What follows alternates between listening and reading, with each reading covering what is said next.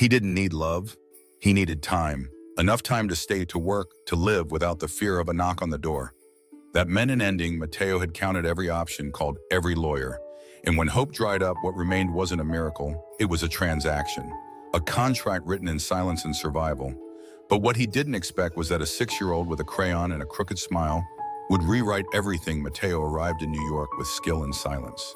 A talented graphic designer from Mexico, he built small brands into names people recognized but never dared to attach his own name to anything. Undocumented status stripped him of permanence. He worked under borrowed IDs, slept in shared basements, and spoke just enough English to survive, but not enough to explain himself when asked why. He always left early or never celebrated holidays. Time was running out. His visa had expired months ago, and the risk of deportation grew heavier with every sunrise. Then came Lana, a friend of a friend who needed money fast, a single mother juggling delivery shifts and hospital bills. She wasn't looking for love either. She needed a second job, but daycare was unaffordable. So when someone whispered that an undocumented man was willing to pay to marry for papers, she didn't hesitate long. It was cold, it was calculated. But for both of them, it was a door they desperately needed. Their first meeting was in the back of a Vietnamese cafe in Queens. Mateo wore a faded sweater and avoided eye contact. Lana showed up in a food delivery uniform, holding a helmet and a grocery bag. She spoke first. "We'll do the paperwork, keep our distance and make it clean. My son doesn't need confusion." Mateo nodded. Neither asked personal questions. No history, no expectations, just two strangers with the same goal: legal survival. They married at City Hall under fluorescent lights, no vows, no guests, no rings, just signatures in a plastic rose and a broken vase by the clerk's desk. Mateo wired half the payment that night. The plan was simple. They'd meet occasionally for photos to prove the marriage was real, maybe memorize a few facts about each other. Lana had only one condition: no involvement with her son Max. She said he had enough abandonment to deal with already, but life rarely follows plans. Weeks later, Lana's babysitter canceled last minute. She was forced to bring Max to a quick photo session with Mateo for immigration records. The boy was shy, clung to his mother's jacket, and barely spoke. Mateo stood awkwardly nearby, unsure how to act around children. As the photographer adjusted lighting, Max looked up at Mateo and whispered, "Are you the new dad?" Lana froze. Mateo didn't answer. He just gave a faint smile, not out of affection, but confusion. It was the first time someone had called him anything that sounded like he belonged. Later that night, Mateo couldn't sleep. He wasn't sentimental, but something about the child's voice echoed longer than it should have. He stared at the ceiling and wondered how long one could keep pretending before the pretending started to feel real. He had entered this deal with clear lines. But what do you do when a child starts coloring outside those lines? He didn't know it yet, but Max had already drawn a picture that would change everything. Stories like Mateo's remind us that family doesn't always begin with blood or romance. Sometimes it starts with survival and becomes something more. Follow Heartstories for the next part of this unforgettable journey. Mateo kept his distance. That was the agreement. He was a man of rules, silent rules, unwritten but necessary. He came for signatures and legal status, not bedtime stories or questions about homework. After that first meeting, he returned to his rented room in a stranger's basement, worked nights, retouching design drafts for clients who didn't care about his last name, and told himself the look in Max's eyes wasn't his responsibility. But life again didn't listen. Weeks passed. Lana sent him documents when needed, updates when required. Mateo never asked about Max. He told himself he didn't want to know. But the truth lived quietly behind every hesitation. He'd grown up without a father too. He knew that silence, that ache of unanswered questions. He just didn't want to be the cause of it for someone else. One rainy evening in early November, Mateo received a frantic call. Lana's voice was shaking. Max had a fever high, unrelenting. She had no one to leave him with, and the ER was backed up. Her voice cracked when she said, "I know this isn't part of the deal, but I need someone to sit with him, just for an hour. Just stay until I get back." Mateo didn't answer right away. The rain outside tapped like knuckles on glass. His laptop screen blinked with pending edits, but his hands didn't move. Somewhere in the silence, he said yes. He arrived soaked. Lana left in a rush, her face pale with panic. Max was curled on the couch, bundled in a fleece blanket, cheeks flushed and sweat-soaked. The boy opened his eyes for a moment, looked up and smiled weakly. "You came," he whispered. Mateo didn't know what to do. He wasn't used to being trusted with anything fragile. He sat on the floor beside the couch, watching Max's chest rise and fall. He searched the kitchen for medicine, found some soup in the fridge, reheated it without knowing if Max liked carrots or hated onions. The boy took a few spoonfuls and dozed off again. Mateo stayed, not because he had to, but because walking away from that small, vulnerable trust felt wrong. Hours passed, the rain softened. Mateo dozed off in a kitchen chair, arms crossed, the glow from the hallway nightlight tracing soft shadows across the floor. When Lana returned near midnight, she paused at the doorway. Her son was asleep. Mateo was still there, head against the cabinet, feet bare, looking more like family than a contract. She didn't say anything. She didn't have to. The next morning, Max's fever broke. He woke up smiling, drew a picture of himself between Mateo and Lana. 3 stick figures under a red roof with the words "My Family" scrawled above. When Lana showed the picture to Mateo, later she laughed. "You made quite the impression," she said. Mateo tried to smile but felt a tightness in his throat he hadn't expected. He wasn't this boy's father. He wasn't even really a husband. But somewhere in the blurry lines between necessity and choice, a small boy had given him a name he didn't think he deserved. From that day on, Max insisted on calling Mateo Dad. Not in front of everyone, but in the small ways that mattered. When Mateo visited for staged family photos, Max would run to the door. When Mateo stayed for dinner, just to keep up appearances, Max would save him the last piece of cornbread. When Mateo once fixed the broken kitchen light, Max whispered, "See, he knows how to fix stuff. Real dads do that." Lana didn't stop him. She tried early on to remind Max gently that this wasn't permanent, but the boy had already decided what was real. In a world of moving pieces and uncertain truths, Mateo was the one who showed up in the middle of the night that to Max was enough. Mateo started changing slowly, almost imperceptibly. He lingered longer at the dinner table. He began answering questions about his childhood. He brought Max-colored pencils. He said yes to things he once avoided: parent-teacher conferences, school, plays, grocery store trips. He wasn't pretending anymore, but he still didn't know what to call what he was building. It wasn't a romance, it wasn't a traditional family, but it was real. It was warm, it was healing. One night, as they were walking home from a nearby market, Max held Mateo's hand and asked, "Do you think I'll be a good dad someday?" Mateo stopped for a second, his chest tightening with something tender and terrifying. He knelt down and said, "If you stay kind when it's hard, and you keep showing up when it's easier to walk away, you'll be the best dad." What Mateo didn't say was this: Max had already made him want to be a better man, even without promises or paperwork. Mateo never intended to be anyone's hero. He never craved attention, least of all the kind that came with scrutiny. His life was quiet by design, neutral colors, short answers vanishing before people could ask too many questions. But Max didn't care for boundaries. He drew his feelings in thick, joyful strokes, named things without hesitation. Mateo was dad. Not like a dad, not temporary dad, just dad. And one Friday morning, the rest of the world would hear it. The school sent out a flyer, "Heroes in Our Lives," a classroom event where students would give a short speech about someone they admired. Lana mentioned it in passing, assuming Max would talk about his mother, maybe even a firefighter or superhero. She didn't expect him to say Mateo's name with the certainty of a boy who'd already decided who his hero was. Mateo was folding laundry when Lana told him, "Max picked you," she said, eyes scanning his face for a reaction. He froze for a moment, hands gripping a t-shirt too tightly. "He wants you to come. Hear him speak."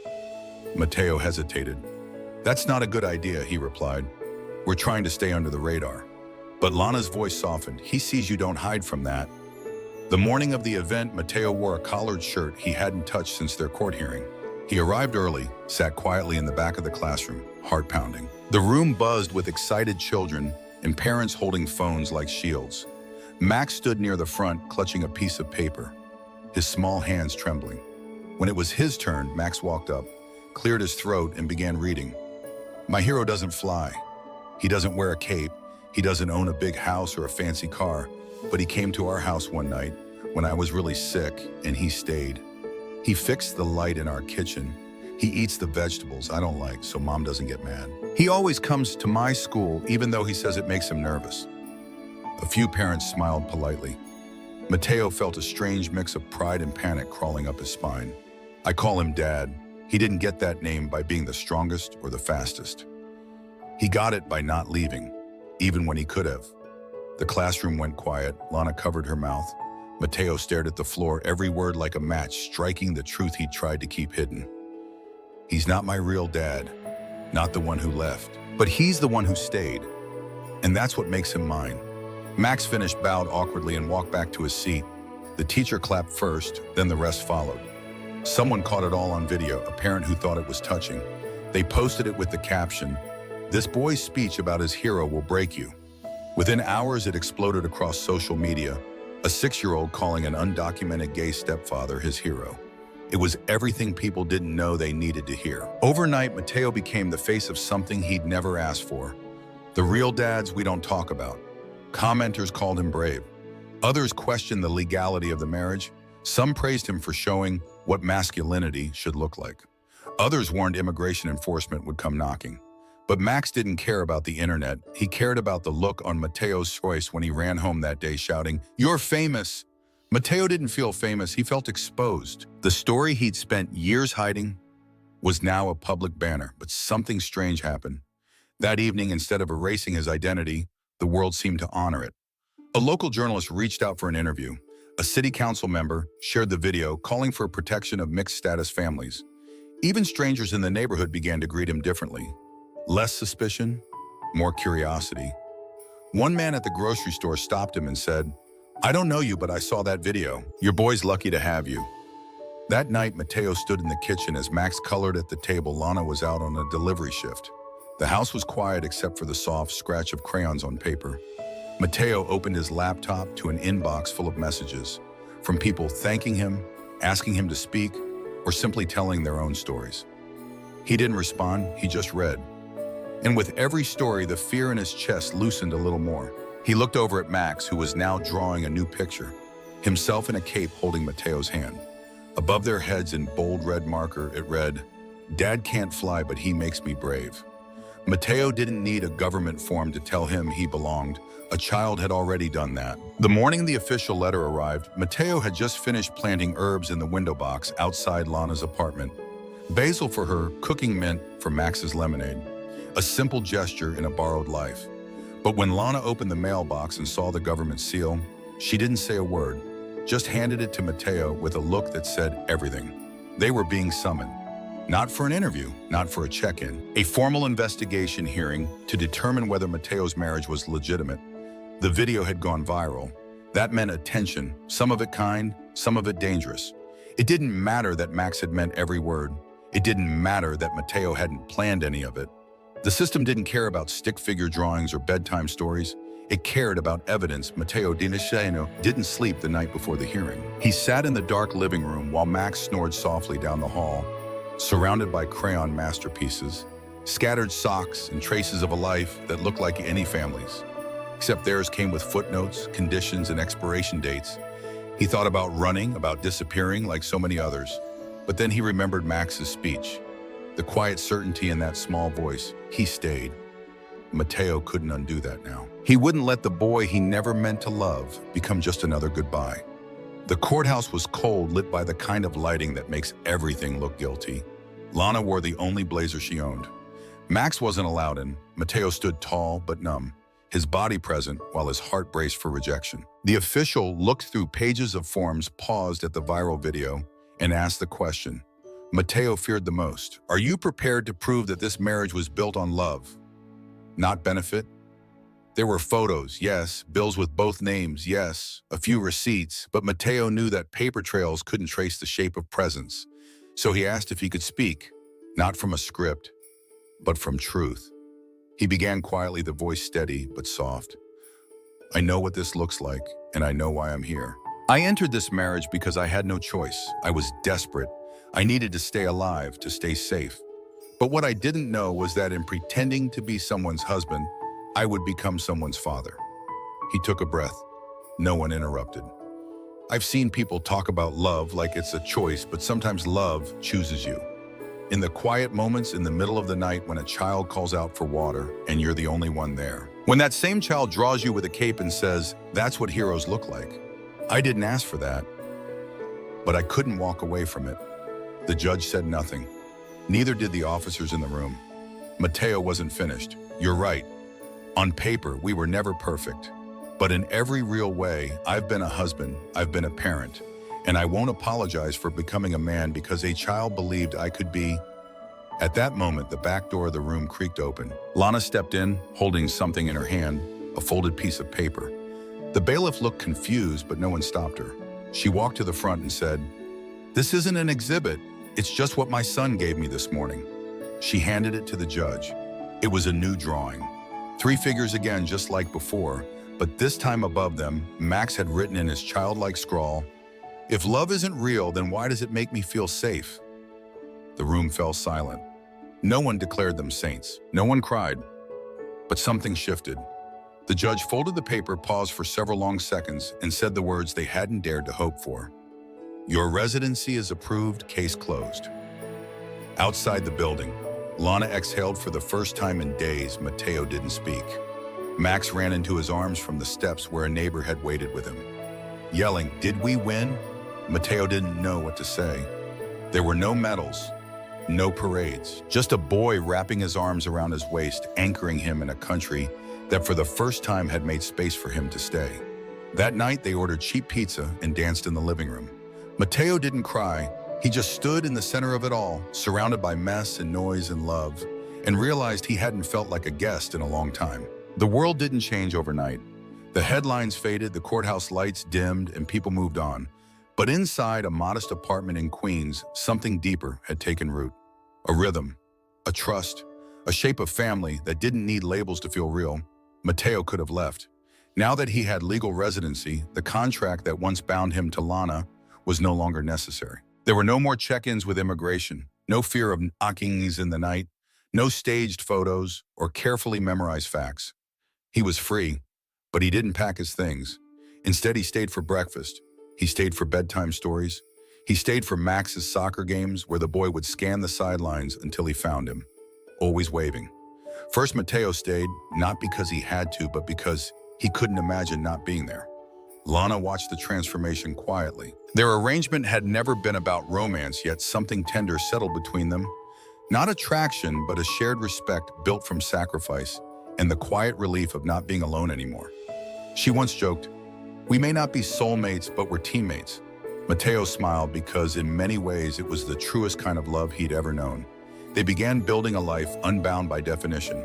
Mateo turned down a high-paying job at a design agency to teach art at a local youth center. It wasn't glamorous, but it felt honest.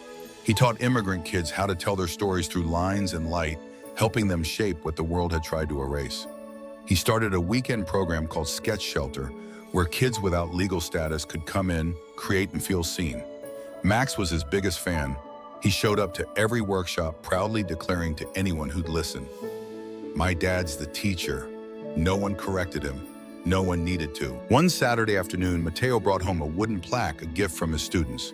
It read, "You made room for us, so we could make room for ourselves." He hung it in the living room beneath Max's latest drawing, a messy, beautiful picture of their family with a giant, uneven heart in the background. Lana had written in the corner, in her neat handwriting, "Home is the place where you're no longer pretending." As the years passed, things weren't perfect. Bills still came late. Max still refused to eat broccoli. Mateo and Lana still had disagreements about chores, parenting life, but none of it felt fragile anymore. It was lived in, rooted, earned. One evening, Max was working on a school essay titled "The Moment That Made Me Feel Safe." He handed it to Mateo without looking up and said, "You can read it if you want." Mateo read the first line and froze. "Some kids are born into families. I watched mine walk through the door and choose to stay." Mateo didn't finish reading right away. He sat beside Max, placed a hand on his shoulder, and whispered, "Thank you." He didn't need to say more. Their story never had a wedding cake or matching rings or dramatic declarations of love, but it had presence, it had growth, it had the kind of resilience only found in those who have been told they don't belong and decide to belong any. Mateo once believed staying alive was the victory. Now he knew better, staying when you don't have to, loving when no one expects you to, becoming when the world only saw you as temporary. That was the real triumph. In a quiet ceremony, Max graduated from elementary school. He wore a suit too big and carried a wrinkled speech in his pocket. When he walked across the stage, he searched the crowd and found Mateo clapping harder than anyone. Later during the speeches, Max looked up and said, "This is for my mom who always rode faster than the rain, and my dad who didn't fly but still got here in time." The crowd stood. Mateo didn't. He couldn't move, not because he was embarrassed, but because he knew, finally, that he was home. Do you believe family is only defined by blood? Or do you think, like Max, that showing up can be even more powerful than biology? Tell us in the comments if Mateo's story touched something in you. Hope, memory, healing, follow Heartstories for more real stories about chosen family, quiet courage and love that redefines the rules. Because sometimes the people who aren't supposed to stay are the ones who build everything worth keeping.